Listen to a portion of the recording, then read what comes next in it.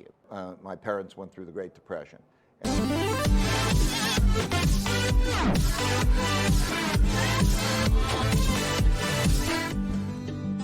Well, I do want to talk about my generation, the millennials. We were really coming of age during the crisis. So how would you advise us to prepare, and I guess, what would you tell our generation? We feel scarred from the crisis. Yeah. First of all, I think one of the problems is that the experience that you had as the last experience is the one that's going to stick in your mind and probably will not be the one that's going to get you. So that the next experience will be very, very different. I know my parents went through the Great Depression, and then they missed out on the boom because they were always thinking about that. And so I think that what they need to do is see all of those crises. That's why you can see inflationary ones and see all of those, and once you get that perspective, I would say three things to your generation, okay? Three recommendations. The first recommendation is to think about your savings and how much money do you have for savings. And the best way to think about that is to think, how much money do I spend each month and how much money do I have saved so that I can, how many months am I going to be okay without that? And to value savings, right? And calculate it, because savings in that is freedom and security, and think about what that is. So that's the first. How much do I have for that? The second thing is, how do I save well? What should I put my saving in? And when thinking about what you should put your saving in, realize that the least risk investment that you think from volatility is the least risk investment, which is cash, is the worst investment over a period of time. And you could judge that by judging the rate of inflation in relationship to the after-tax income you're going to earn. So if you have an inflation rate that's 2 or 3% and you're earning 1% and you have to pay taxes on that 1% or the 1 or 2% that you're going to get, you're going to get taxed essentially at 2% a year, and that's going to be a problem. So you have to move into assets that are other assets that are going to do better over a period of time. And when you do that, the most important thing I can convey to you is to diversify well, because I can guarantee you that one of those assets, and you won't be able to pick the right one, will be disastrous in your lifetime, that you will lose half of that savings if you're in the wrong one, and you won't know what the right one is. And so pick different countries, pick different asset classes, and I could probably take too long explaining how you might do that. But so that would be the second thing to learn. First thing is think about how to save. Be cautious about debt. When you're thinking about debt, think about, is that debt going to help my savings, or is it going to produce an income? Sometimes debt, like buying a house or buying an apartment or buying an asset, it produces forced savings. Forced savings is a good thing. Or if you're taking on debt and you're thinking, am I going to have that debt in an asset? That asset better produce more income than the cost of your debt. If you're using debt for consumption, that's not a good thing to do. Okay, you're giving up that safety. So number one is think about how much you save and think about whether that should be how you borrow. Number two, make sure that you think about the diversification of that, not in cash. And number three, do the opposite of what your instincts are. If you're going to play the game, it has to be the opposite of what your instincts and the crowd says, because the market reflects the crowd. So you want to buy when no one wants to buy, and you want to sell when no one wants to sell, right?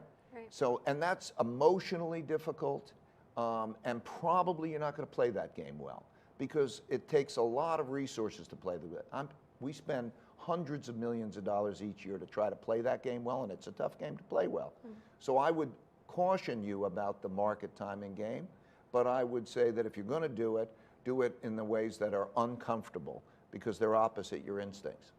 That's really good advice, Ray. One more thing that really resonated with me in the book was, if in the next downturn, some of the implications could be the impact on pension obligations, health care. Is my generation going to be on the hook for that? Yeah. So we pay a lot of attention to debt, and we should, but pension obligations and health care obligations are just like debt. They're obligations that require cash to fund those things. And when you think about that, we don't have enough money to fund those things. And so there'll be a squeeze. And I think that's also part of this political conflict, because when you say to somebody that you're not going to be able to fully fund their pension, or how are you going to fund it, what are you going to take it away from in order to fund it?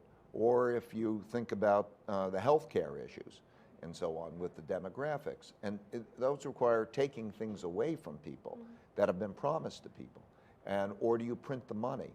These are issues that will be important for your generation. And you know, not only are you an incredible money manager, but you're also a really big philanthropist. And when you're talking about the next downturn, you're also bringing up some big social issues, the wealth gap. How do you think about that? How do we address this issue? Because it sounds like it's going to be a very big problem. Yeah, I think capitalism has got to work for all the people, and democracy's got to work for everybody. And we're in a situation right now, because of a lot of things, that it's not working for a large portion of the bottom 60%. I separated the averages to the bottom 60% and the top 40%. I could have done it the 80% or even 95%. And it's not working for a large percentage of the population. We don't have adequate education. We don't create bottoms. In many cases, my wife works in Connecticut to try to help what are called disengaged and disconnected youth. Let's give you a picture.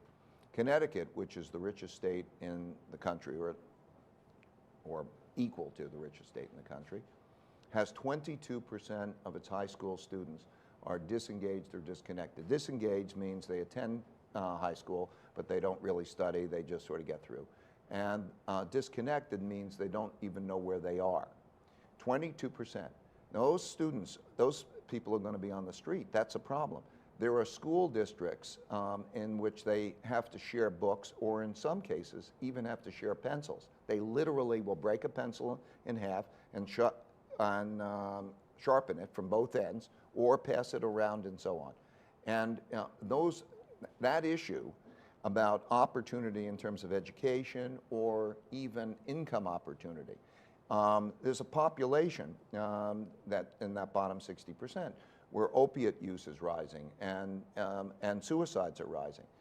I think there has to be considered a national emergency in which we create metrics. What are those conditions? And that there should be a dealing with that. I think that these things can be dealt with much, much better, but it has to be treated in a way that that's dealt with. And that has, by making them productive.